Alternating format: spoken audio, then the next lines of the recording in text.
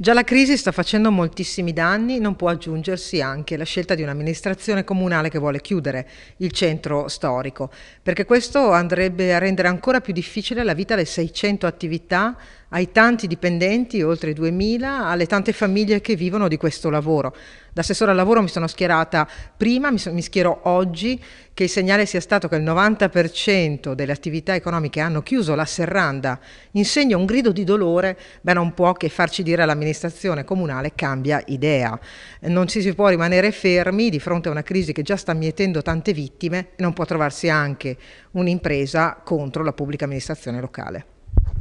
Bassano è sempre stata il salotto della Pedemontana, è sempre stato un punto di ritrovo, venivano da lontano e oggi molti, complice anche la crisi ma anche le tante difficoltà, le multe, le scelte che si fanno anche di chiusura del centro storico rischiano di penalizzare definitivamente questa nostra realtà. L'apertura di centri commerciali rischia di mettere in un'ulteriore difficoltà il nostro centro storico, è un cuore che rischia di non battere più, come ahimè ha fatto notare il presidente dei commercianti Kenneth.